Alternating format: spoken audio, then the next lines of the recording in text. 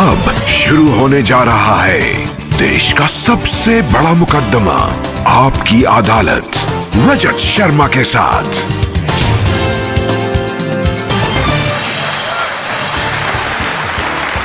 नमस्कार, आपकी अदालत में आपका बहुत बहुत स्वागत है।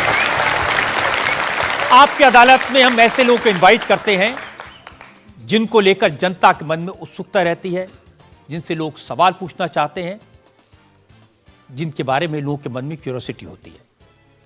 पिछले दिनों मैं जहां भी गया, लोगों ने मुझे एक शख्स के बारे में कहा, आप इन्हें आपकी अदालत में बुलाइए, और मैं भी सोचने के लिए मजबूर हो गया, ये कौन है जिसके बारे में हर पब्लिक फंक्शन में लोग मुझे कहते हैं, जिसके बारे में लोग मैसेज भेजते हैं, दर्शकों की बार बार मांग आती है।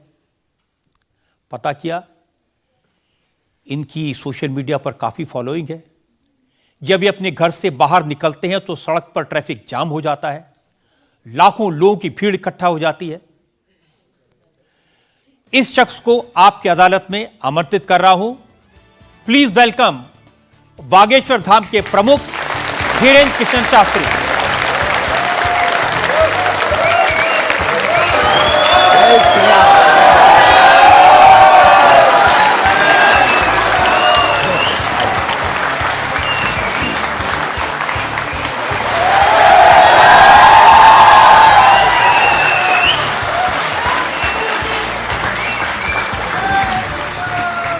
और धीरेन्द्र कृष्ण शास्त्री पर मुकदमे में आज हमारे जज हैं वरिष्ठ पत्रकार विनोद अग्निहोत्री।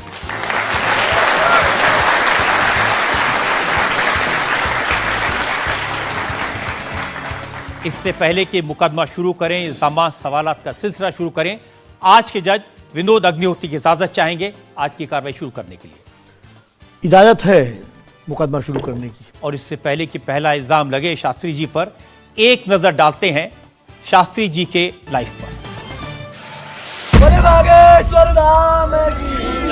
आजकल पूरे देश में बागेश्वर धाम के प्रमुख धीरेन्द्र कृष्ण शास्त्री की बहुत चर्चा है। कोई उन्हें चमत्कारी कहता है, कोई उन्हें अंतर्यामी कहता है, कुछ लोग उन्हें पाखंडी कहते हैं, लेकिन धीरेन्द्र कृष्ण शास्त्री खुद को पक्का सनातनी बताते हैं। अब हिंदू एक हो जाओ, सनातनी एक हो जाओ, यही हम चिल्ला रहे हैं कब से। शक्ति का प्रभाव दिखाना यही हमारा उद्देश्य है। धीरेन्द्र कृष्ण शास्त्री का दावा है कि उनके ऊपर बजरंगबली की विशेष कृपा है। वो भक्तों का दुख दर्द सिर्फ अपने इष्ट तक पहुंचाते हैं। चूंकि भक्तों पर कृपा बरस रही है, इसलिए धीरेन्द्र कृष्ण शास्त्री का प्रताप भी बढ़ रहा है। उनके भक्तों की संख्या अब लाखों में है। धीरेन्द्र कृष्ण शास्त्री सिर्फ 26 साल के हैं। साल 2 साल में ही बागेश्वर धाम के पीठाधीश्वर के रूप में वे विख्यात हो गए। अब बड़े बड़े मंत्री और अफसर भी उनके दरबार में हाजिरी लगाते हैं। धीरेन्द्र कृष्ण शास्त्री सबसे पहले नजरों में आए जब संस्कार टीवी पर उनकी भागवत कथा दिखाई जाने लगी। फिर वो चमत्कार भी दिखाने लगे। 21वीं सदी के इस कथावाचक के वीडियो आजकल हर मोबाइल में है। बाबा इंस्टाग्राम से लेकर फेसबुक तक हर जगह छा चुके हैं। जैसे जैसे धीरेन्द्र कृष्ण शास्त्री की लोकप्रियता बढ़ी तो विवाद भी सामने आ गए। धीरेन्द्र कृष्ण शास्त्री का दावा है कि वो कोई पैसा नहीं लेते। जो उनके दरबार में आना चाहता है उसे सिर्फ हनुमान जी के यहाँ नारियल बांधकर अर्जी लगानी पड़ती है। धीरेन्द्र कृष्ण शास्त्री एक अच्छे वक्ता हैं। अब उनका संकल्प है कि वो सनातन धर्म को घर घर पहुंचाएंगे और भारत को हिंदू राष्ट्र घोषित करवाएंगे। आपकी अदालत में धीरेन्द्र कृष्ण शास्त्री अपना मुकदमा खुद लड़ेंगे। तो आइए शुरू करते हैं आज का मुकदमा। आपकी अदालत में पहला इल्जाम धीरेन्द्र कृष्ण शास्त्री पर। आपकी अदालत में बागेश्वर धाम के प्रमुख धीरेन्द्र कृष्ण शास्त्री पर आरोप है कि ये पब्लिसिटी के लिए स्टंट करते हैं। शास्त्री जी, बहुत सारे लोगों ने मुझे कहा कि आपको आपकी अदालत में बुलाएं, सोशल मीडिया पर आपकी मैंने देखा बहुत लंबी चौड़ी फैन फॉलोइंग है, 40 लाख लोग आपको फॉलो करते हैं। बहुत सारे वीडियोस मुझे लोगों ने भेजे। आप सड़क पर निकलते हैं तो चारों तरफ भीड़ लग जाती है। तो एक वीडियो मैं जनता को दिखाना चाहता हूं जो आपके लोगों ने मुझे भेजा है।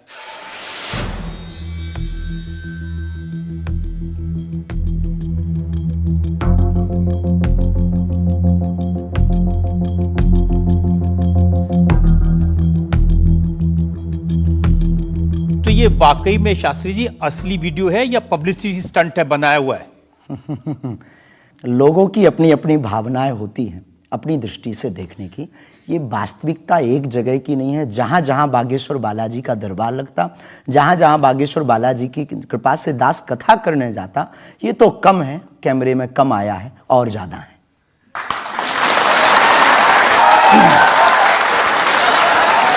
लेकिन 26 साल की उम्र में इतनी चर्चा, इतनी पब्लिसिटी, ऐसा क्या है आप में? जिसका गुरु बलवान होता है, चेला पहलवान होता है। जो लोग कहते थे ईश्वर नहीं होते या भगवान नहीं होते, हमारी दृष्टि में इस छोटे से गांव से, गढ़ा गांव, मध्य प्रदेश के बुंदेलखंड में एक छोटा गांव गढ़ा है। गढ़ा में रहने वाला एक छोटे परिवार का बालक धीरेन्द्र कृष्ण अगर यहां तक पहुंच सकता है बालाजी की कृपा से, तो भारत का प्रत्येक व्यक्ति भगवत कृपा से कहीं भी पहुंच सकता है। आपने ये नहीं बताया कि यहां तक कैसे पहुंच गए हैं। ये जो लोग हैं, जो फॉलो करते हैं, जो आपके बारे में इतनी बातें करते हैं, ये क्यों करते हैं? क्या है आप में? बागेश्वर बालाजी की कृपा वो सब पर है। लेकिन आप अगर कहेंगे, क्योंकि आपसे जीतना तो बड़ा मुश्किल है, हम पहले आपको साफ कर दें कि चूंकि आपका नाम तो रजत शर्मा जी है, लेकिन हम आपको दयालु नाम से, क्योंकि हमारी भारतीय परंपरा में बड़ों का नाम नहीं लेते, तो हम आपको दयालु कहकर संबोधित करेंगे, अगर बुरा ना लगे तो। नहीं, आप कुछ भी करिए। वैसे हम आपके यहाँ आज मेहमान हैं, तो ये हमारा अधिकार भी है। तो दयालु जी, हमारे ऊपर, सबके ऊपर बागेश्वर बालाजी की कृपा है। लेकिन हमने अपने गुरुदेव की जो चरणों की सेवा की, उस सेवा के माध्यम से ऋषि परंपरा की जो मंत्र विधा हमको प्राप्त हुई है, वो हमारे पास एक ऐसी अनूठी है जिससे पूरा विश्व की मंगल कामना भी करते हैं। पूरा विश्व अपनी समस्याओं के समाधान के लिए गुरु के नाते बागेश्वर धाम चला आता है। शायद इसीलिए लोग हमारे पास आते हैं। मैंने तो ये देखा कि जब से आप संस्कार टीवी पर आना शुरू हुए और लोगों ने आपके प्रवचन सुने, उसके बाद लोकप्रियता बड़ी तेजी से बढ़ने लगी। हाँ, ये कह सकते हैं माध्यम है, परंतु देखो साधन है, साध्य नहीं। दरबार 3 पीढ़ी से लग रहा, हमारे दादा गुरु जी भी लगाते थे, हम भी 11 साल से लगा रहे। नजर आपकी आज पड़ी है अब इसमें, और हमें ये लगता है कि इसमें ये हमारी गलती नहीं है, देखने वाले की गलती है। बड़ी देर से देखा है हमें, हम तो पहले से ही गुरु कृपा से चमकदार थे। मुझे तो लग रहा है बहुत जल्दी देख लिया आपको, अभी तो आपकी उम्र ही कुछ नहीं है। हम उस परंपरा से हैं, जब 5 वर्ष की अवस्था में ध्रुव जी लीला कर सकते हैं, प्रहलाद जी लीला कर सकते हैं, तो हम 26 साल में क्यों नहीं लीला कर सकते? तो आपने क्या क्या लीलाएं की हैं? कोई ऐसी लीला नहीं की जिसमें हम फंसे हैं, लेकिन आपकी अदालत में आए हैं, तो आपके उसमें आप जो कह रहे हैं, तो हमारे जीवन में गुरु कृपा से जो जो किया सब सनातन के लिए किया, और केवल सनातन के लिए करें। लीला का मतलब ये, हम कोई ईश्वर नहीं है, हम कोई भगवान नहीं है। साधारण जैसे ये इंसान है, वैसे हम मानव हैं, हम में कोई अलग नहीं है। बस हमने अपनी परंपरा को ठीक से जाना, ये अलग है। आप जब स्कूल में पढ़ते थे तो जैसे बाकी छात्र होते हैं ऐसे ही थे लगभग, और मास्टर जी कहते थे ये स्कूल में ना है तो अच्छा है, इतना शरारती है? हाँ, उपद्रवी तो थोड़ा थे, क्योंकि हम जाते थे तो एक तो बहुत कम जाना होता था, लेकिन बहुत गंभीर और सौम्य भाव से हम जाते थे, और लोगों की भावनाएं हमारे पास रहती थी। चूंकि हमारे दादा गुरु का नाम बहुत प्रसिद्ध था, तो दादा गुरु के कारण लोग हमको भी प्रेम देते थे, स्नेह देते, दुलार देते। हमारे दादा गुरु जी को हनुमान जी का 2 बार साक्षात्कार हुआ, ऐसा हमने माना, और उनके अनुयायियों ने माना। तो हम जब स्कूल में जाते थे, तो बचपन से ही बड़ी कृपा थी, तो लोग, बच्चे हमारे पास आते थे, सब क्लासें एक साथ हो जाती थी, 9वीं 10वीं 8वीं सब एक हो जाती थी, जिसमें हम बैठते थे। अच्छा महाराज जी बताइए हमारी कितनी परसेंटेज बन रही है? तो हम वो बचपना उस वक्त ऐसा भाव रहता था दिखाने का। अब तो बहुत गंभीर हो गए, लोगों ने कह करके हमें बड़ा गंभीर बना दिया। तो वो भाव रहता, अच्छा ठीक है तेरी प्यारे 56% बन रही और मेहनत कर 60 हो जाएगी। तो कौन हनुमान जी बताते थे कितनी परसेंटेज है? गुरु प्रेरणा हमसे कोई शक्ति बात नहीं करती है, कोई सामने नहीं हमारे पास बैठती है, हमें तो अनुभव होता है, प्रेरणा होती है। जो ऋषि परंपरा में प्रेरणा है, जो हमारे भारत में अनेकानेक महापुरुष, तो हमको प्रेरणा लगती है, ऐसा अनुभव होता है कि ऐसा होगा। जैसे हमें प्रेरणा लग जाती है कि ऐसा होगा, वो हम लिख देते हैं और इष्ट कृपा से और अपने इष्ट के प्रति आस्था से वो बात सत्य निकलती है। हमारा जीवन भी बड़ा अभाव से गुजरा। एक छोटी झोपड़ी रहती थी, वो भी झोपड़ी कच्ची झोपड़ी, उसमें पिताजी रहते थे, हमारी माँ, हमसे छोटी बहन और उससे छोटा भाई, 5 लोग उसमें रहते थे। उसी में भगवान को स्थान था। दादा गुरुजी निर्मोही अखाड़ा से साधु थे, तो उन्हें परिवार से ज़्यादा मतलब नहीं था। तो बड़ा अभाव में गुजरा हमारा जीवन, बहुत विचित्र स्थितियों में गुजरा। लेकिन अभाव ने प्रभाव की महिमा बताई और आज प्रभाव ने हमें अभाव की महिमा बताई। तो आप कह रहे हैं कि जब छात्र थे तो साधारण छात्र थे जैसे बाकी बच्चे होते हैं, वैसे आज घर परिवार वैसा था जैसे बाकी लोगों का होता है। कोई नई बात नहीं, कोई ऐसा, हम कोई ईश्वर नहीं है, हम संसार से कोई अलग से ब्रह्मा जी की फैक्ट्री से सेट नहीं भये। हम जैसे दुनिया है वैसे हम हैं। बस गुरु परंपरा और हनुमान जी की कृपा क्या होती है, शायद हनुमान जी ने और गुरु ने हमको चुना ये ललकार कर बताने के लिए, हमें लगता है हमारा। इस देश में तो बहुत सारे लोग हैं जो हनुमान जी के भक्त हैं, करोड़ों लोग। हाँ, मंगलवार को शनिवार को मंदिरों में जाते हैं, व्रत रखते हैं, प्रसाद चढ़ाते हैं। तो हनुमान जी ने आपको क्यों पकड़ा? कुछ ज्यादा ही घनिष्ठता होगी हमारी, उनको ज्यादा मोहब्बत हम पर आई होगी। लेकिन इस करोड़ों लोगों में हनुमान जी के लाखों भक्त हैं। उन्होंने अपने लिए मांगा और हमने पूरी विश्व के लिए मांगा।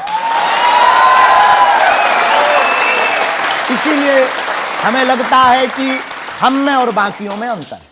देखिए आपने क्या मांगा, इसके कुछ वीडियोस मैंने देखे हैं। वाह। आप लोगों से कह रहे हैं कि आपके पास जितना चाहे दान दे दो, अपना मकान दे दो, फ्लैट दे दो, बंगला दे दो, घोड़ा दे दो, गाड़ी दे दो, सोना चांदी, बैंक एफडी, मंगलसूत्र, अंगूठी, लुगाई लड़का छोड़ के सब मुझे दे दो। ये हमारा डिस्क्लेमर रहता है दरबार के पहले का। लोगों को जो भावनाएं रहती हैं कि गुरु परंपरा के लोग और साधु लोग दरबार इसलिए लगाते हैं, भगवान को इसलिए रखते हैं कि ये कमाई का जरिया बनाते हैं। और हमने अपने दरबार में बैनर लगा करके वो माइक पर ठोक करके बोलते हैं कि यहाँ किसी भी प्रकार का शुल्क, फीस, दक्षिणा नहीं लगता। पर अगर तुम शिष्य मानते हो अपने आप को और हम गुरु हैं, तो गुरु परंपरा के नाते अगर कुछ भी तुम दे दो, अगर आप भी इंडिया टीवी का ये हाउस हमारे नाम करें, हमें कोई दिक्कत, हमें कोई दिक्कत, और लेते भी हैं। लेना बुरा नहीं है, उपयोगिता बुरी है। लेकर के उसका सदुपयोग करते या दुरुपयोग करते। हम लेते हैं, कोई अगर देता है तो स्वीकार करते गुरु के नाते। हम उस परंपरा से हैं जहां अंगूठा तक दान गुरु को दे दिया जाता है, हम भी लेते हैं। कितना कमा लेते हैं?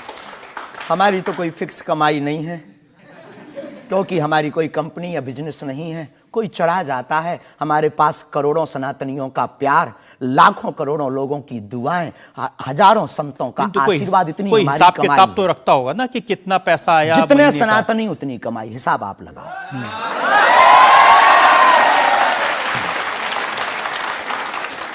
ज्यादा बातें इसलिए होती हैं कि आप जो स्टंट करते हैं पब्लिसिटी के लिए, आप ऐसी ऐसी बातें कह देते हैं। आप कहते हैं कि बिना वीजा के हनुमान जी रावण की लंका में घुस गए थे। ये जो मॉडर्न युवान भाई बहन है, इनको लंका प्रवेश के बारे में बताएंगे तो इनको ये लगता है कि ये घिसी पिटी बातें इनके दादा परदादा बताते रहे, ये बेचारे ऊब गए। इनको कुछ ऐसा चाहिए कि उस अध्यात्म से कनेक्ट हो पाए। जैसे रावण ने मुझसे फोन पे बात की। हाँ बिल्कुल, हम वही बोलने ही वाले थे। लगता है आज हमारी शक्ति आपके पास पहुंच गई। तो हमें आपको समझाना है, रावण से फोन का बात का मतलब सबके अंदर रावण बैठा है।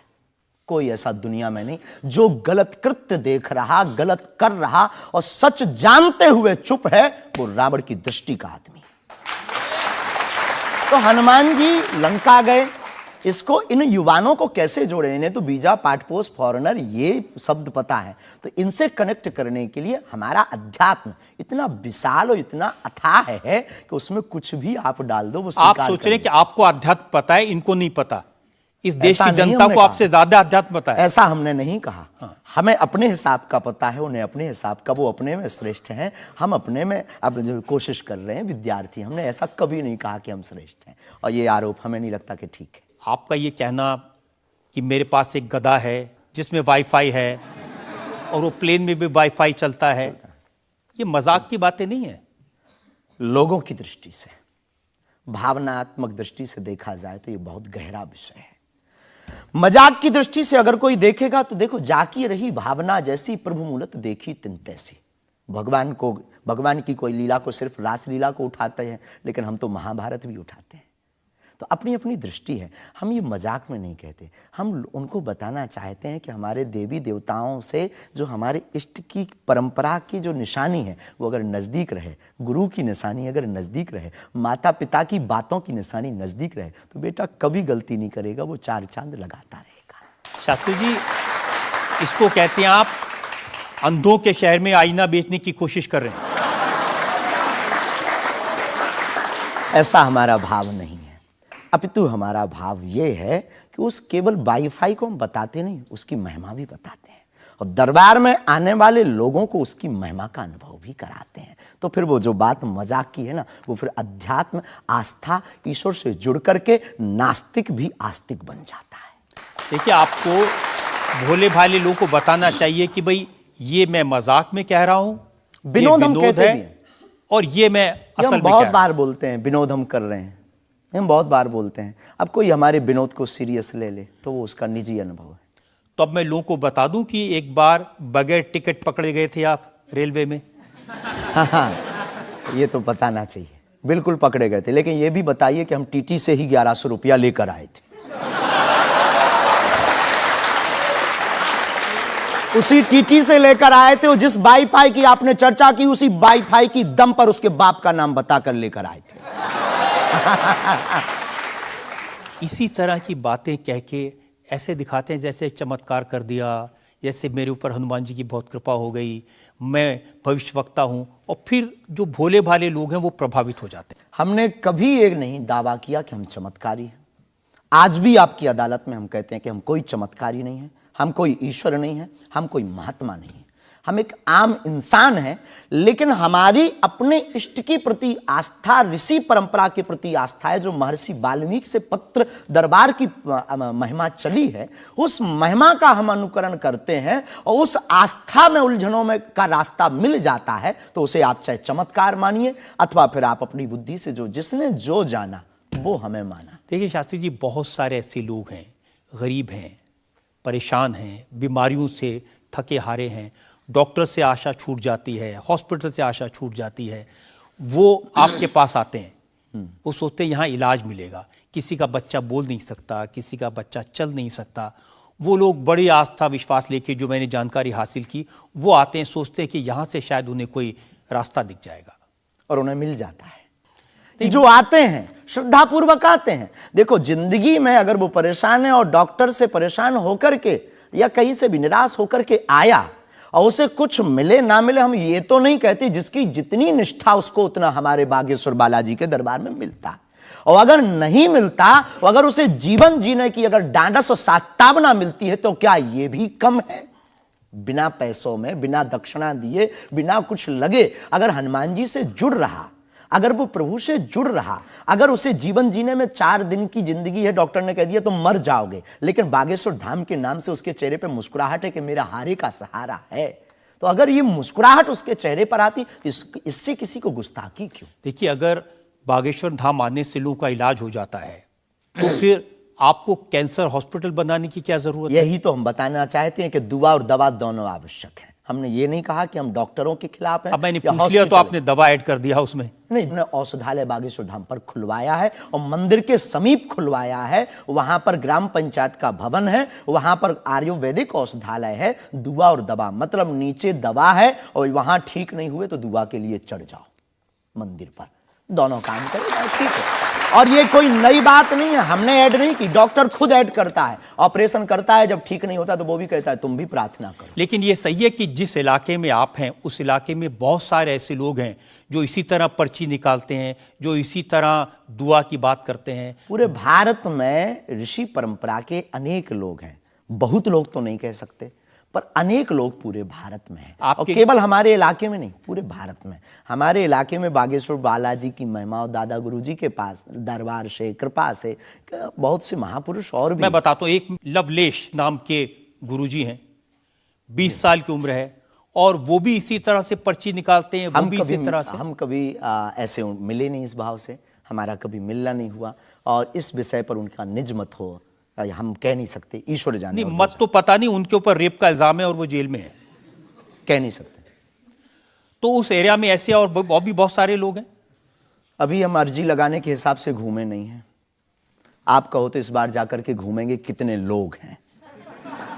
अभी तो हमें एक पता है, छतरपुर जिले में एक गढ़ा गांव है, वहां बागेश्वर धाम है, वहां सदगुरु सन्यासी बाबा से परंपरा चली दरबार की, आप भी आइए।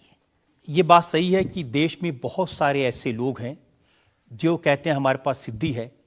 एक जयपुर में है, उन्होंने बताया कि मैंने कर्ण पिशाच को साधा हुआ है, और वो भी किसी की भी डेट ऑफ बर्थ बता देते हैं, किसी के परिवार वालों का नाम बता देते हैं। हमारे पास ऐसी कोई सिद्धि नहीं, ना हमने ऐसी कोई साधना कर रखी है। हमारे पास सिर्फ अपने इष्ट पर, हनुमान जी पर भरोसा है, जो अष्ट सिद्ध नवनिधि के दाता हैं। ना हम कोई डेट बताते हैं, ना हम कोई नाम बताते हैं, और अगर उनकी कृपा से पता चल जाए तो कोई बुरी बात नहीं।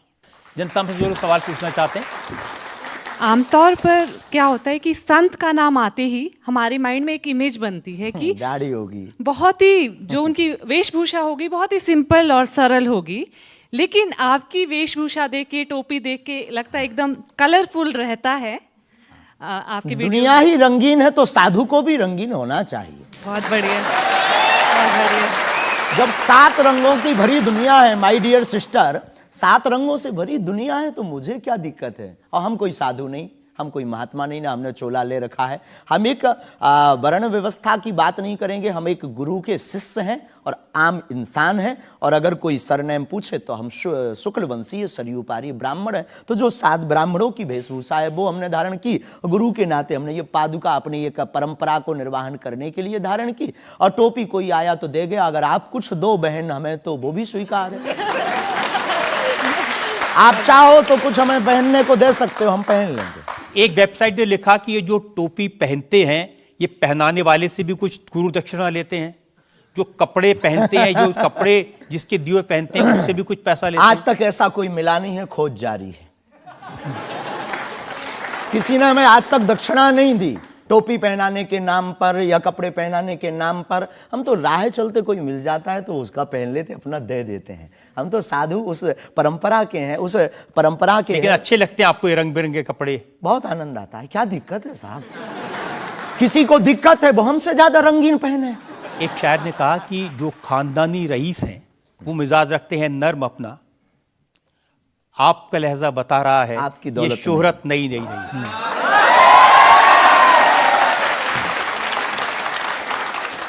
लोगों को लगता है, हमें लगता है कि हमारे जीवन में न हमें धन प्रिय है, न मान प्रिय है, न सम्मान प्रिय है, हमें हनुमान प्रिय है। और हमने जब से जन्म लिया तब से हम धनवान हैं, क्योंकि हमारे हनुमान हैं।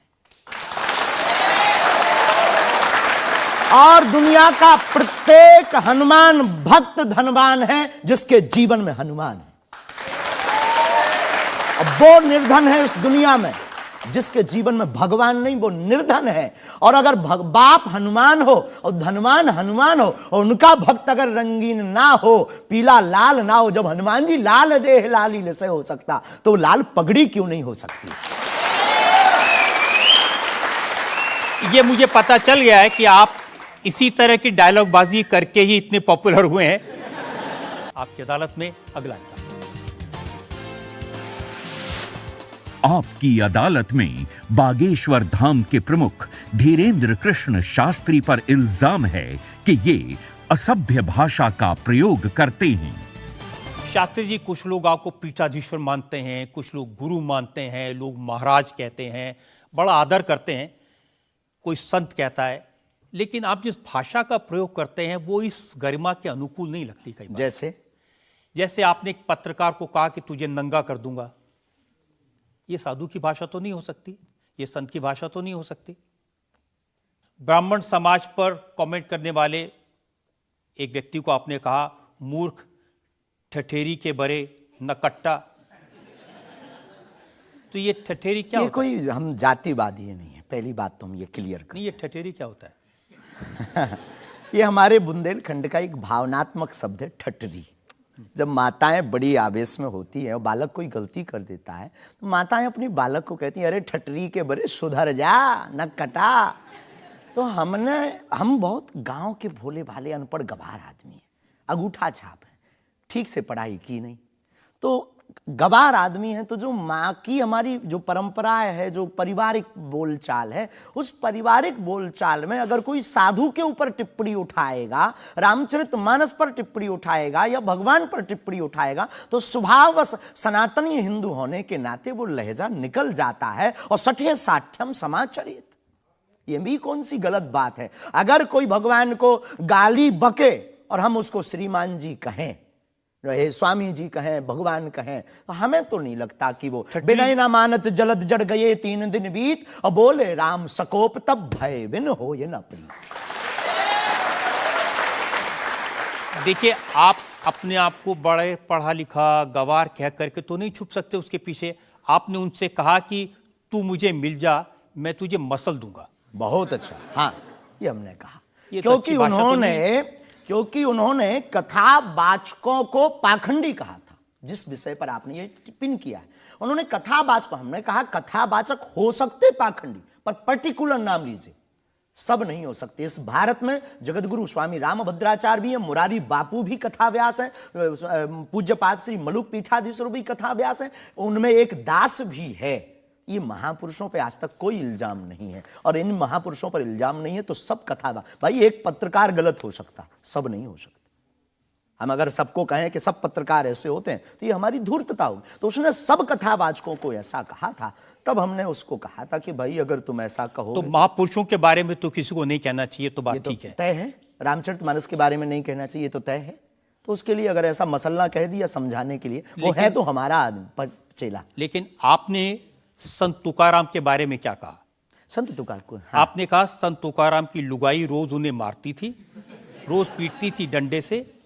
तो किसी ने उनसे पूछा, तुम रोज लुगाई से पिटते हो, शर्म नहीं आती? इसमें बोलचाल की भाषा में थोड़ा सा वो हुआ। हमने एक कथा पढ़ी थी एक पुस्तक में, उसमें लिखा था कि उनकी पत्नी झगड़ालू, बड़ी ईर्षालु थी, बड़ी विचित्र थी, और वो संत तुकाराम जी को एक बार गन्ने के लिए भेजती, गन्ना वो एक लेकर शाम को आते तो वो उनके शरीर पर प्रहार कर देती, एक गन्ने के 2 टुकड़े हो जाते। पर तुकाराम बहुत अद्भुत महापुरुष थे, उन्होंने कहा, देख तू कितनी ज्ञानवान है, पहले गन्ना एक था, हम लोग 2 थे, तूने मेरे शरीर पर प्रहार करके गन्ने के 2 टुकड़े कर दिया, अब एक तू चूस एक मैं लूं।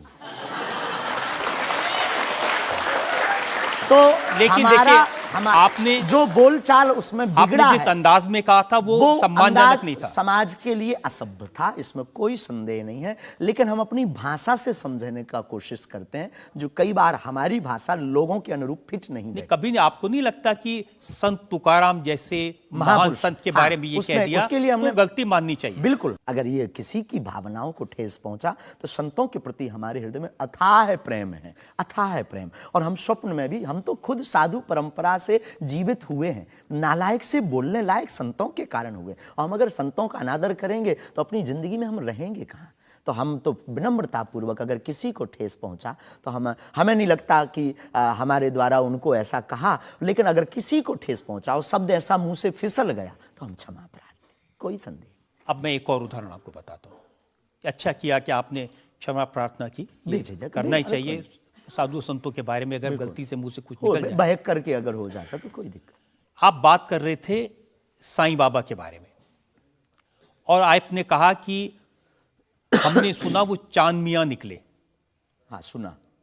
आपने कहा कि कई बार लगता है कि 33 कोटि क्या कम पड़ गए, और समझदार के लिए इशारा काफी है जी। जिन साईं बाबा को करोड़ों लोग मानते हैं, करोड़ों लोग की श्रद्धा उनमें है, उन्हें भगवान मानते हैं, उनकी पूजा करते हैं, उनके मंदिरों में लाखों लोग जाते हैं, उनके बारे में इस तरह की भाषा? बात ये थी, प्रश्न ये था, क्या साईं बाबा हिंदू हैं या मुसलमान? हमने कहा हम तो उस वक्त थे नहीं भाई साहब, अगर होते तो देखते टोपी पहनते थे कि माला। तो हमने जो सुना है, कोर्ट ने कहा, ऐसा एक पत्रकार में पत्र वार्ता में निकला है कि वो चांद मियां हैं। उन्होंने, उनके जो कमेटी के लोग हैं, उन्होंने क्षमा मांगी। तो हमने यही बात उनको बता दी, बस प्रेस की बात बता दी। तो हमसे ज्यादा ये आरोप जिस पत्रकार ने ये छापा है उस पर उठना चाहिए। नहीं, लेकिन आपके कहने से लोगों की भावनाएं आहत हुई। हमारा किसी भी संत के प्रति अनादर नहीं, सब धर्मों के प्रति सम्मान है। जो जिस धर्म को मान रहा, बलपूर्वक उसको मानना चाहिए। हम सिर्फ अपने धर्म के कट्टर हैं, सिर्फ ये बताना चाहते हैं हम आपको। तो साईं बाबा का सम्मान करते हैं आप? बेझिझक, संत के नाते, संत के नाते बेझिझक। हमें बाबा साईं बाबा से क्या आपत्ति है, क्या विपत्ति है? हमें अपने आप से आपत्ति नहीं है, हम किसी साधु से कैसे आपत्ति हो सकती है? क्योंकि जिस सनातन धर्म की आप बात करते हैं, वो वसुदेव कुटुंबकम सबसे की पहले जड़। तो संयम, धैर्य, भाषा पर नियंत्रण, ये सब। लेकिन कब तक धैर्य, कब तक संयम? राम की यात्रा पर कब तक पत्थर सहेंगे? पालघर के संतों को बर्बरता के साथ मारा जाता है, कब तक सहेंगे? रामचरितमानस की प्रतियां जलाई जाती हैं, कब तक सहेंगे? संतों को पाखंडी इस देश में बताया जाता है, कब तक धैर्य और संयम रखें? एक दिन भगवान का भी धैर्य खो गया था और उन्होंने भी बाण मार करके समुद्र को सुखा दिया था और रावण का दमन कर दिया था। तो हम कब तक धैर्य, ये भोले भाले लोग, ये भोले भाले सनातनी कब तक ये धैर्य सहेंगे? और एक बात हम आपकी अदालत में बोल देते हैं, सनातन के लिए अगर हमारे प्राण जाते हों और अगर लोगों की दृष्टि में हम असंयमित हैं तो ये हमें बने रहने दीजिए। देखिए, सनातन धर्म के बारे में आप अच्छी बातें कही, किसी को आपत्ति नहीं है, लेकिन अभी जो आप इतनी जोर जोर से कह रहे थे कब तक बर्दाश्त करें, कब तक बर्दाश्त करें, तो कौन आपको बर्दाश्त करने को कह रहा है? जो ये प्रतियां जला रहे हैं, जो संतों को मार रहे हैं, जो सनातन के खिलाफ झूठा प्रचार कर रहे हैं, जो संतों के खिलाफ और सनातन की संस्कृति को छिन्न भिन्न करने के लिए मूवी बना रहे हैं। जब आप ऐसी बातें कहते हैं ना, तो असदुद्दीन ओवैसी जैसे लोगों को ये कहने का मौका मिलता है कि इन लोगों को अनाप शनाप बातें करने का अधिकार दे दिया सरकार ने। उनको लगता है कि इस तरह की बातें करते हैं उससे समाज में नफरत पैदा होती है, दीवारें खड़ी होती हैं। हम करें तो चोरी, वो करें तो सीना जोरी। उनके मंचों से मारने काटने की बात होती तब नहीं, अक्षरधाम में 40 हिंदुओं को मारा जाता तब नहीं ये है। उनके खुले मंच पर धर्म परिवर्तन करवाया जाता है तब कुछ नहीं होता है। उनके खुले मंच पर संतों को, कितने संतों की हम आपको वीडियो क्लिप ना दिखा दें, उनके खिलाफ टिप्पणी की, गाली बकी गई, यहां तक कि हमको भी रोज 500 गालियां आज दी जा रही। तो क्या ये सही है?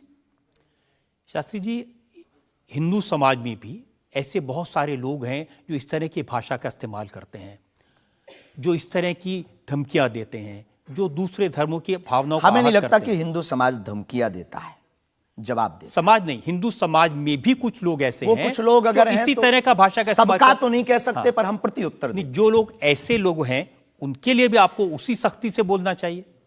हम किसी भी पंथ के विरोधी नहीं हैं, हम सनातन धर्म के कट्टर हैं और सनातन का विरोध, हमें मुसलमानों से डर नहीं है, ना पादरियों से, ईसाइयों से, अपने में भी रहने वाले कुछ जयचंदों से भी डर है जो सनातन का विरोध कर रहे हैं। हम उनके खिलाफ भी बोलते हैं। और ये जो मसलने वाला विषय है, ये मसलने वाला विषय जो हमने बोला है, वो किसी मुसलमान के लिए नहीं बोला, एक हिंदू व्यक्ति के लिए ही बोला जब उसने संतों पर उंगली उठाई थी। और बोलना हमारा, हमें मौलिक अधिकार है, हम भी भारतीय नागरिक हैं। मुसलमानों से कुछ परेशानी है आपको? बिल्कुल भी नहीं, हमारे तो मित्र भी हैं। मैंने तो ये हमें भी कोई सुना कि आपकी बहन की शादी एक मुसलमान से पैसे लेकर सहयोग आपने दी। करवाई हाँ, थी। आज भी हमारा मित्र, अभी 5 दिन पहले ही मिला, चाय भी पी। और हमारा लगभग 500-600 मुसलमान परिवार हैं जो आत्मा से जुड़े हैं। इस भारत का प्रत्येक नागरिक अपने हृदय पर अगर हाथ रखे ना, अब मीडिया में वो कुछ भी बोले, तो उसकी रंगों में राम और कृष्ण का ही ब्लड बह रहा है। तो हम मानवता के पुजारी हैं, हम मानवता के पुजारी हैं, जातियों के या पंथ के पुजारी नहीं। हम इसको लेकर मेरे पास और इल्जाम है। हम एक ब्रेक के रुकेंगे और ब्रेक के बाद आपकी अदालत में धीरेन्द्र के शास्त्री पर इल्जाम और सवाल आपका एक और आपकी अदालत में अगला इल्जाम।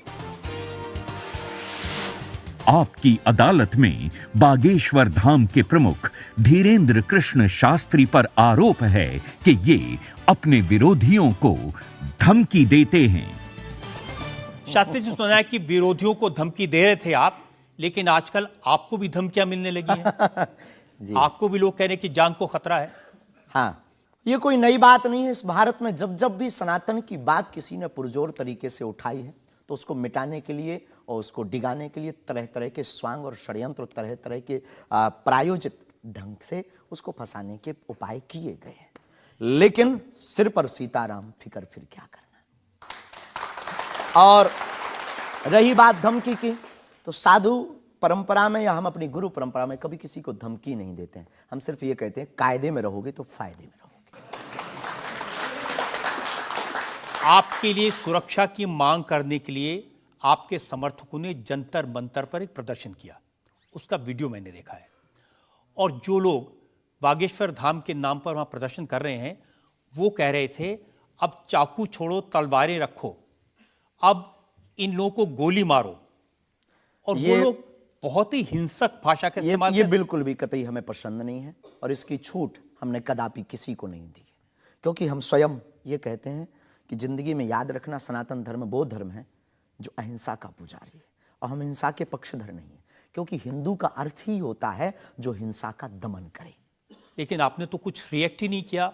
वो आपके स्पोक्स पर्सन हैं, उन्होंने कहा कि अरे तुम सब कब मारोगे, जब सब मर जाओगे, ईसाइयों को, मुसलमानों को कब मारोगे। नहीं, ये बात बिल्कुल गलत है, क्योंकि सबको जीने का अधिकार है और हमें ऐसी कोई जानकारी नहीं लगी और हमारी तरफ से कोई लोग नहीं गए। लेकिन मैंने आपको जानकारी दे दी, आप चाहें तो मैं आपको वीडियो भेज दूंगा, वो देख लीजिए। बिल्कुल, हम एक बार बोलेंगे उनको, बेझिझक बोलेंगे। हम कभी इसके पक्षधर नहीं है। हम भारत में बहुत प्रेम और बहुत ही अहिंसा पूर्वक जीवन के पक्षधर हैं, इसलिए हमने हिंदू राष्ट्र की मांग की है। इतने अहिंसा के पक्षधर हैं आप, आपने खुद एक बार कहा कि अब सब हिंदू अपने हाथ में हथियार, माला और भाला रखो। ये तो हमारी देवी देवताओं के भी हाथ में है। प्रत्येक भगवान के हाथ में, किसी के हाथ में मुगदर है, त्रिशूल है, उनसे भी लोगों को आपत्ति होगी जिन्हें दिक्कत है। हम सुरक्षा करना, भारतीय संविधान में भी हथियार देने का लाइसेंस दिया जाता है, उसको बंद करवाया जाए।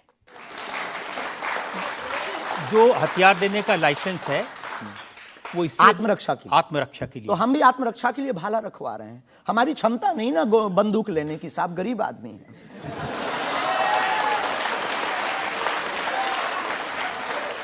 जब आप इस तरह की बातें करते हैं ना, तो फिर सवाल ये उठता है कि आपकी सुरक्षा के लिए टैक्स पेयर क्यों पैसा दे, जनता क्यों पैसा दे। आप इस तरह की बातें करेंगे, भाला की बात करेंगे, बंदूक की बात करेंगे, गोली की बात करेंगे, तो धमकी मिलेगी।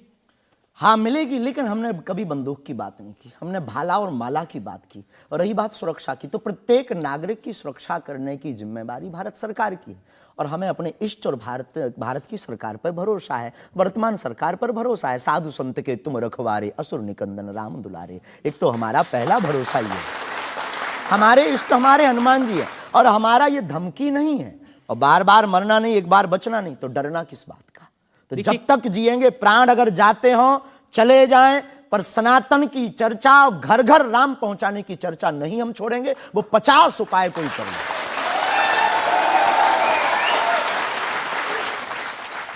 कोई ना कोई डर तो है।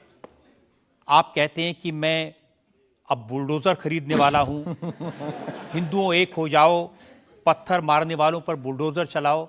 ये भी हमारा अहिंसात्मक बयान है, पूर्ण अहिंसात्मक। बुलडोजर कब से अहिंसात्मक हो गया? वाह, ये कुआं खोदने के भी तो काम आता है। तो हमने कहा कि अगर राम की यात्रा पर कोई पत्थर फेंकेगा तो बचाने के लिए भाई बुलडोजर खरीदो। और अगर किसी को अपनी शरीर की दिक्कत है या किसी को अपने पंथ को दिक्कत है, वो क्रेन खरीद ले, हमें क्या दिक्कत है।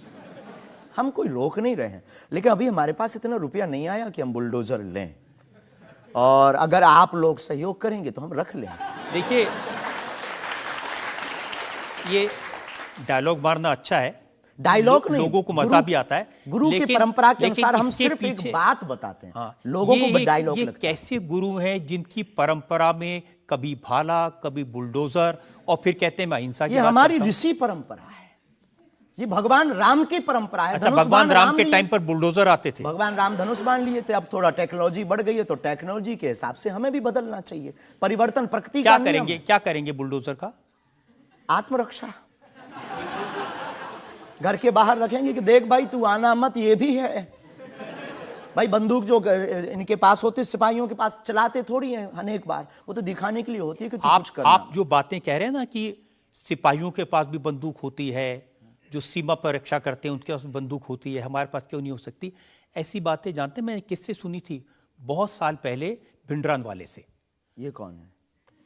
भिंडरान वाले पंजाब में जो आतंकवाद फैला था उसके सिंबल थे। नहीं, हमने कभी बंदूक की बात नहीं की, बुलडोजर की। उनसे मैंने ये सवाल पूछा था। उन्होंने बुलडोजर रखी थी। मैं आपको बताता हूँ, उनसे मैंने, देखिए ये मजाक की बात नहीं है, मैंने उनसे सवाल पूछा था कि उनकी आपत्ति क्या थी कि जो हिंदू हैं वो यज्ञोपवीत क्यों पहनते हैं और सिख लोगों को कृपाण लेकर जाने की इजाजत क्यों नहीं होती। तो मैंने उनसे कहा कि यज्ञोपवीत से क्या नुकसान किसी को हो सकता है? तो उन्होंने कहा नहीं, इससे भी गला घोट के मारा जा सकता है। मैंने कहा आप तो बंदूक की बात कर रहे हैं। तो उन्होंने यही कहा था कि सिपाहियों के हाथ में भी तो बंदूक होती है, वो भी आत्मरक्षा के लिए। तो ऐसी बातें जो लोग गुरु परंपरा के लोग हों उनको नहीं कहनी चाहिए। आपकी दृष्टि से कह सकते हैं, लेकिन हमें लगता है कि आत्मरक्षा के लिए सब कुछ जरूरी है और वर्तमान समय में आवश्यक है। और बुलडोजर की बात अगर कहें तो बुलडोजर का पूर्ण अहिंसात्मक बयान है और किसी व्यक्ति से अगर आप जोड़ रहे हैं तो वो उसका निज मत है। हमारा मत बंदूक की तरफ। सनातन धर्म का मत क्या है? सनातन धर्म का मत है सनातन सत्य, अहिंसा, दया, क्षमा, दान, जप, तप। मारकाट की बात तो नहीं करता। वीरता सनातन भी धर्म। है, ये वीरता का प्रतीक है बुलडोजर। बुलडोजर। चाय भी मंगवा दो साहब। अच्छा, हम चाय पियेंगे, हमें चाय चाय की पीना बड़ी चाहते हैं। आदत है। हाँ, तो पानी और चाय दोनों भेजा जाए। जी जी। वैसे तो संतों को चाय पसंद नहीं आती है ना? लेकिन आपके बारे में जितना मैं रिसर्च की हूँ मुझे पता चला है आपको चाय बहुत पसंद है। क्या ये सही है? जी बहन, बहुत सही बात है। जो कौन सी चाय अदरक पसंद वाली करते चाय। हैं? अदरक वाली चाय, और हमारे दादा गुरुजी को बहुत प्रिय है। इस चाय से हमारी याद जुड़ी हुई है दादा गुरु से। हम 2 भाई हैं वैसे तो, पर ताऊ चाचा के मिलाकर के 10 भाई हैं। और हम जब दादा गुरुजी के पास जाते थे तो सब ऐसे ही बैठते थे। तो दादा गुरुजी बहुत सिद्ध महापुरुष, बहुत कम बोलते थे, महापुरुष थे। तो वो चाय पीते थे तो अपनी जूठी चाय, खूब ये जो नरेली है, इसकी आधी चाय हमको देते थे। तो हमारे जीवन में हमें ये लगा कि ये नालायक से बोलने लायक गुरु के इस प्रसाद के कारण बना है।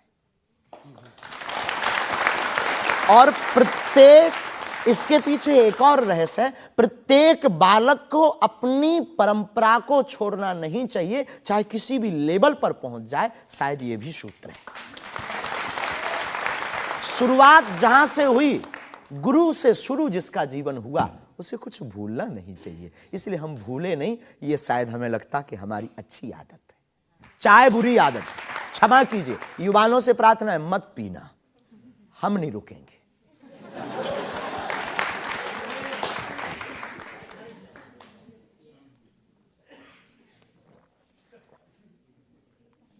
और हमारे दादा गुरु ने तो श्लोक भी बनाया है, कहो तो सुनाऊं? चाय पर श्लोक। चाय पर श्लोक आपने नहीं सुना होगा, एक बार सुन। केटली गर्भ संभूतम शक्कर पत्ती मिश्रितम कप मध्य विराजते देवी ओम चाय चंडिकाय नमो नमः। और केवल इतना ही नहीं, चाय और चाह दोनों जिंदगी में बहन जरूरी है। चाय हमारे लिए जरूरी है क्योंकि हमें लगता कि चाय से गुरु की याद आती है, और जिससे ईश्वर की याद आए वो बुरी चीज भी अच्छी है। और चाह, परमात्मा को पाने की चाह भी जिंदगी में बहुत जरूरी है। जिसके अंदर ईश्वर को पाने की चाह होती, वो आदमी भी नंबर 1 का होता। चाह पैसों से आनों में आती रही, चाह आनों से रुपया बनाती रही, चाह रुपयों से नोट बुनाती रही, चाह नोटों से कोठी चुनाती रही, चाहे कोठी में मोटर मंगाती रही, चाहे मोटर से होटल में जाती रही, चाहे होटल में बोतल खुलाती रही, चाहे क्या क्या ना करती कराती रही। चाहे मोटर से होटल में जाती रही, चाहे होटल में बोतल खुलाती रही, चाहे क्या क्या ना करती कराती रही, चाहे पाली जिन्होंने वो पीले हुए चाहे छोड़ी जिन्होंने वो रसीले हुए, चाहे जी से लगी जी जरा हो गया, चाहे हरी से लगी जी हरा हो गया। अब एक ही चाहे हमको चाहिए, वो अगर चाहे हनुमान जी तो फिर क्या चाहिए।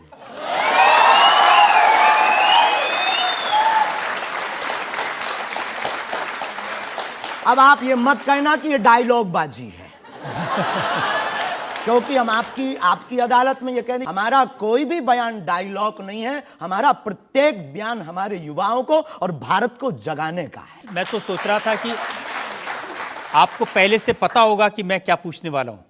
शायद ये जो चाय आप पीते हैं, इससे एनर्जी आती है, ऊर्जा आती है, शक्ति मिलती है? लगभग गुरु की याद आती है। और देखो चाय पीना, देखो सच बात यह है कि चाय पीना ठीक नहीं है, चाय हानिकारक है, भूख मारती है। लेकिन हम 24 घंटे में 18 घंटे सेवा करते हैं, लगभग 17 घंटे गद्दी पे बैठते बोलते हैं। भूख लगेगी तो नींद आएगी, नींद को मारने का एक बहुत अच्छा उपाय है चाय पी लेंगे। भूख कम तो हम ज़्यादा समाज सेवा कर पाते हैं, हमें ऐसा लगता है, पर डॉक्टरी भाषा में ये ठीक नहीं है। तो ये सिर्फ समाज सेवा के काम आती है, या फिर जैसे शाहरुख खान की फिल्म पठान को आपने क्रिटिसाइज किया, वो भी चाय का असर था? चाहे कोई नशा नहीं है, लेकिन अगर आप उसकी बात करें तो हमने सिर्फ सनातन की बात की कि हमारे सनातन पर भगवा रंग ही बेशरम क्यों बार बार। एक फिल्म 1987 के लगभग आई थी, संतोषी माता की फिल्म। संतोषी माता की फिल्म आने के बाद लोगों की भावना इतनी दृढ़ होगी कि शुक्रवार को टमाटर और नींबू बिकना कम हो गए। और अगर आप सनातन के खिलाफ, आपको याद होगा, और अगर सनातन के खिलाफ कोई मूवी बनाओ तो मंदिरों में, भगवान के चरणों में और माता पिता और गुरु के प्रति आस्था लोगों की कम हो जाएगी। इसलिए बार बार हमारी संस्कृति, हमारे सनातन और हमारे भगवान राम को टारगेट ना किया जाए। देखिए, बिना देखे आपने फैसला कर लिया कि वो भगवान राम को टारगेट किया गया है, सनातन को टारगेट किया गया है। भगवा रंग तो देखने की जरूरत ही नहीं है, खून ही भगवा है। रंग से किसी धर्म को जोड़ना ये तो ठीक नहीं। ये देश तिरंगे का देश है और तिरंगे में तीनों रंग हैं। बिल्कुल है, और सब रंगों का सम्मान करना चाहिए। तो है, तो हमने कभी, अच्छा तो भगवा रंग, हरा रंग भी तो बेशरम हो सकता है। हाँ, क्यों नहीं हो सकता? हो सकता है ना। हाँ। बस यही हमारी मांग है। देखिए, ये इस तरह की जो मांगे करते हैं ना, उसी पर मुझे आपत्ति है।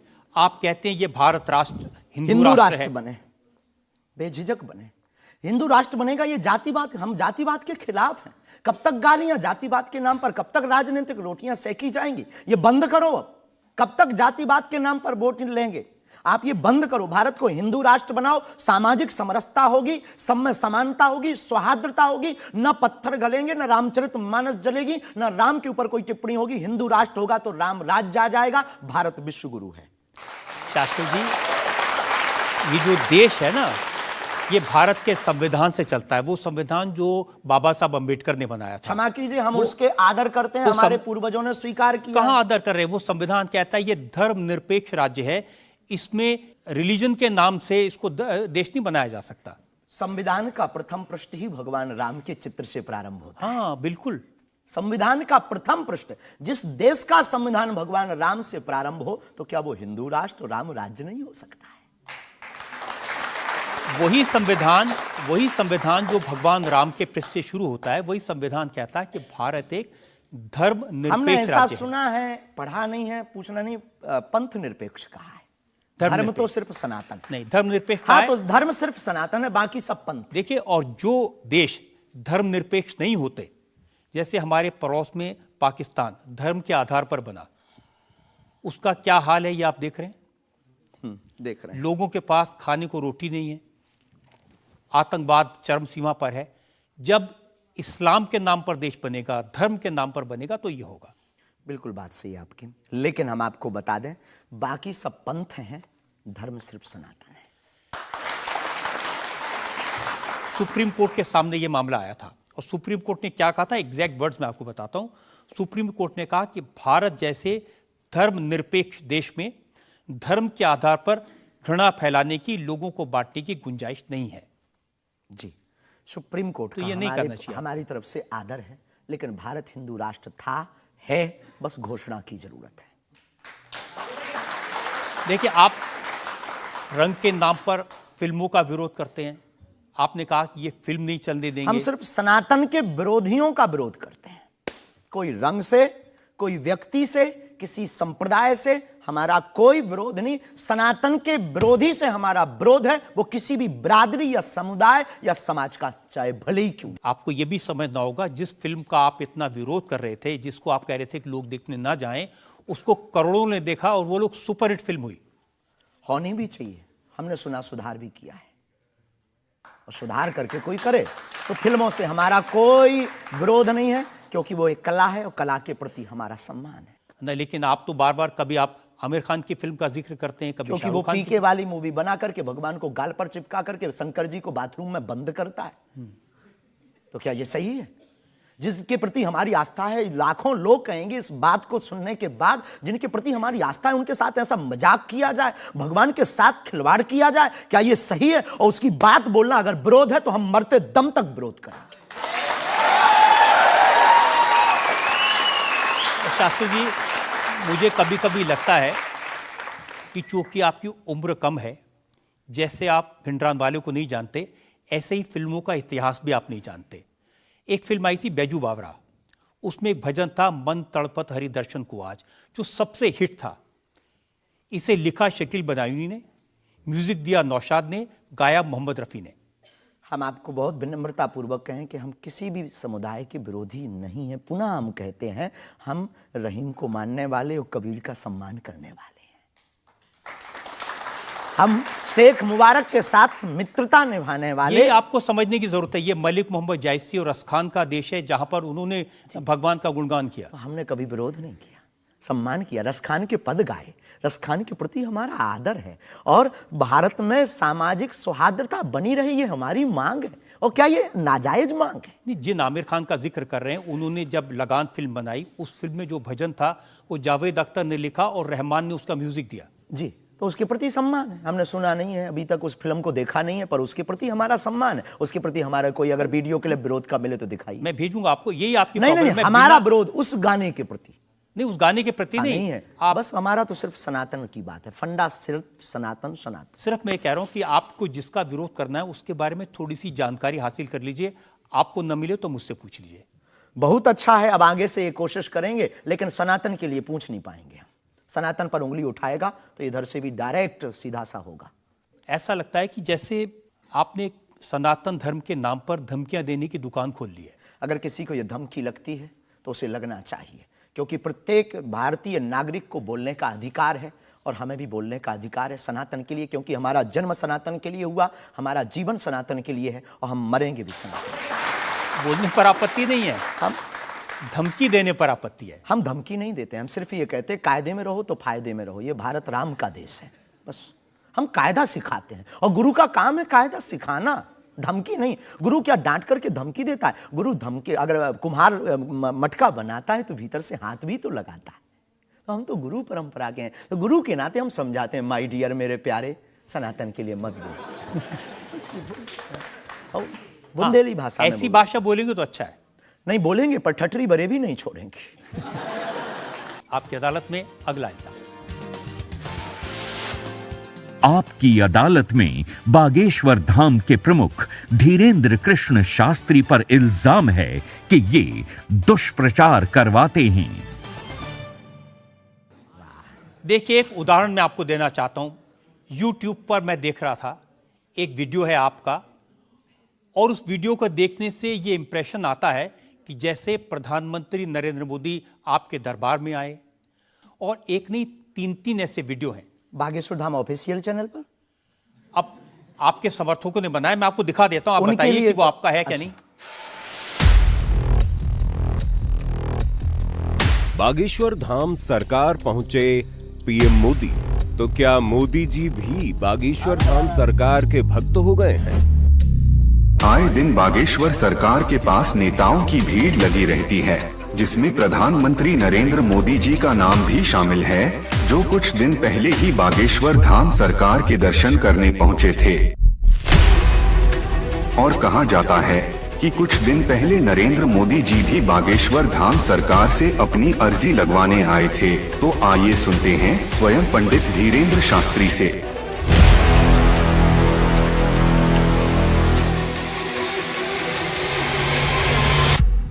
मोदी जी को ये प्रोजेक्ट करते हुए जैसे बागेश्वर धाम आए, मेरी जानकारी है कि 3 वीडियोस हैं, उनमें से एक बागेश्वर धाम का है। बागेश्वर धाम के ऑफिशियल चैनल से कभी हो ही नहीं सकता है, न ऐसी भूल हो सकती है, क्योंकि हमने कभी ऐसी इजाज़त नहीं दी। ये बहुत बड़ी गलतियां हैं। टीआरपी के चक्कर में रोज़ तो लोग हमारी शादी करवा देते हैं यूट्यूब पर। आपने सिर्फ ये भर देखा, ये भी तो देखिए कि हर बार हमारी लड़की बदल दी जाती है। हैप्पी बर्थडे कहीं ये कह दिया जाता है। एक ने न्यूज़ डाली थी, बागेश्वर सरकार 23 तारीख को परिणय सूत्र में बंधेंगे। संतों के फोन आने लगे। तो ये सिर्फ मीडिया पर, चूंकि बागेश्वर धाम बहुत सर्च हो रहा, और हनुमान जी भला सर्च हो क्यों ना।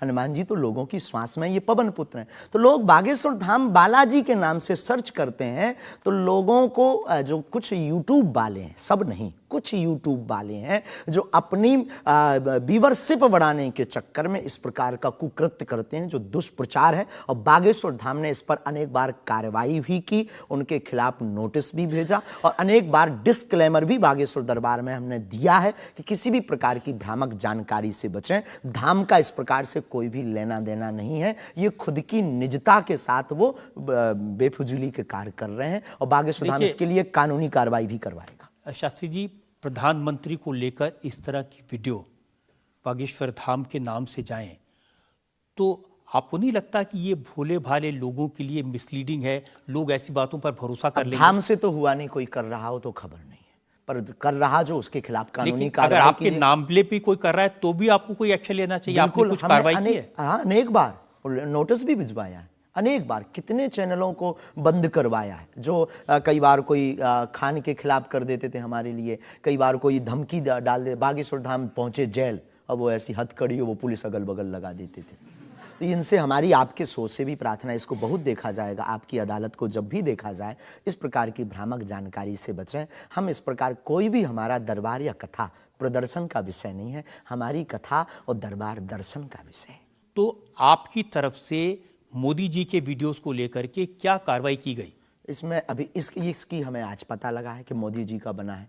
पूर्व में हमको वो जेएलएल वाला बताया था, हमें इसका ज्ञान नहीं है, लेकिन हम जाते ही तुरंत आपकी अदालत के बाद लीगली कार्रवाई एफआईआर अपने अमुक थाने पर करवाएंगे। अच्छा, इसके अलावा और भी बहुत सारे वीडियोस हैं।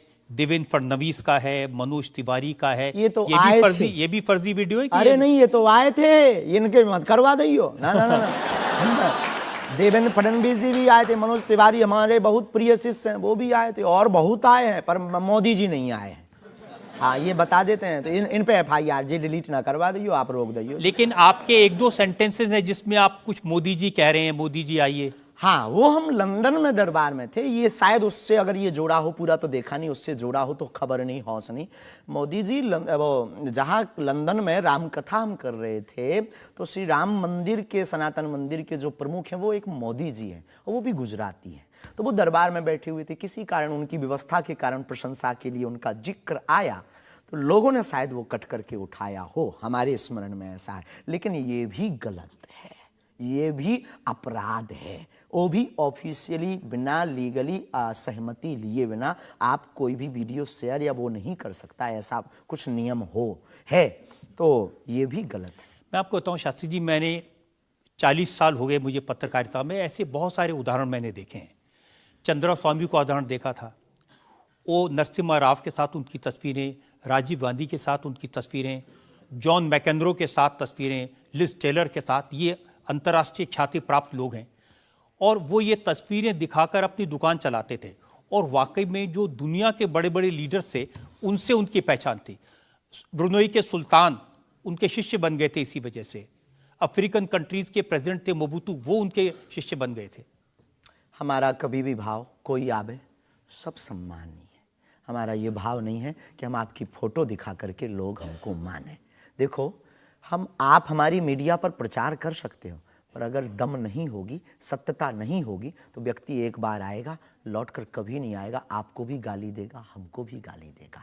तो ये माध्यम हो सकते हैं, साधन हो सकते, साध्य नहीं। तो हमारा ऐसा भाव नहीं, क्योंकि हमारे पास जो है वो खुली किताब है, ऊपर से नीचे तक, और हम कभी ये नहीं चाहते कि लोग देखें। अब कोई देख रहा तो वो उनकी दृष्टि और उनकी आंख है। हम तो सिर्फ ये चाहते हमें हमारा परमात्मा हनुमान जी देखे, बस। क्या चाहते हैं आप हनुमान जी से? सनातन धर्म और हिंदू राष्ट्र। फिर भी मांग पूरी नहीं होगी। अगर हिंदू राष्ट्र आप कह देंगे कि बन गया तो हम अखंड भारत मांगेंगे।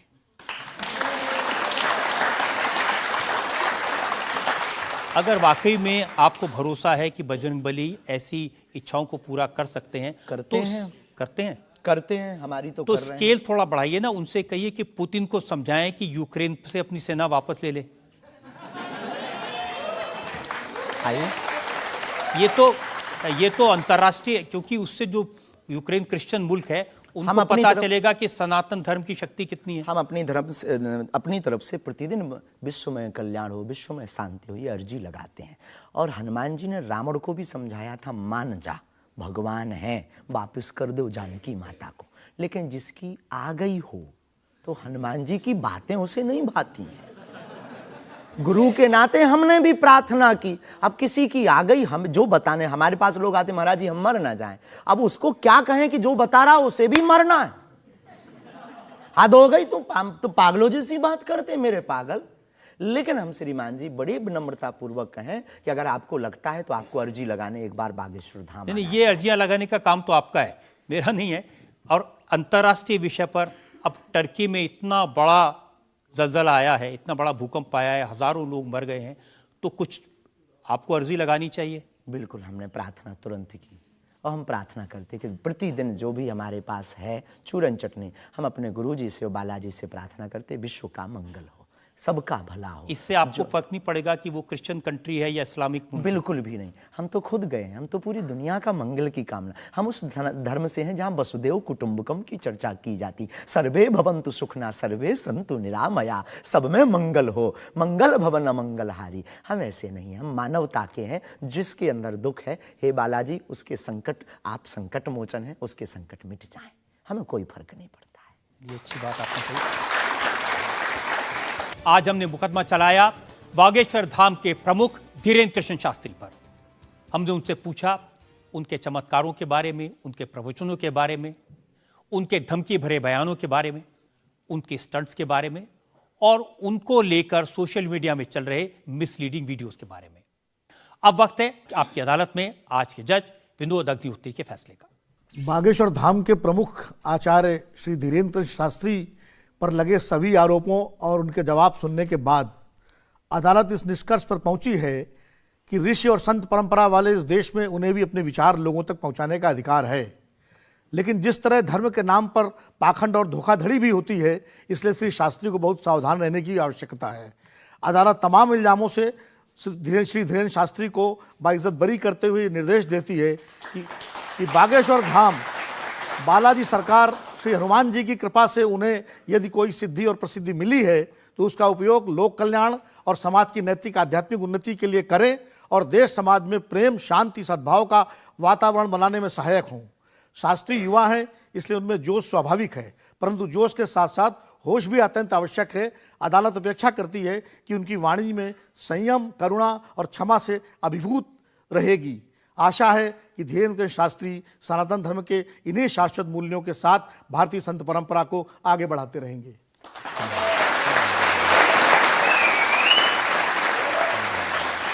इस विश्वास के साथ कि हमारे जज साहब ने जो हिदायत दी है धीरेन्द्र शास्त्री उसका पालन करेंगे, संभल कर रहेंगे और समाज में किसी भी तरह की भ्रांतियां न फैलें, इसका ध्यान रखेंगे। आपकी अदालत का आज का मुकदमा यहीं खत्म करते हैं।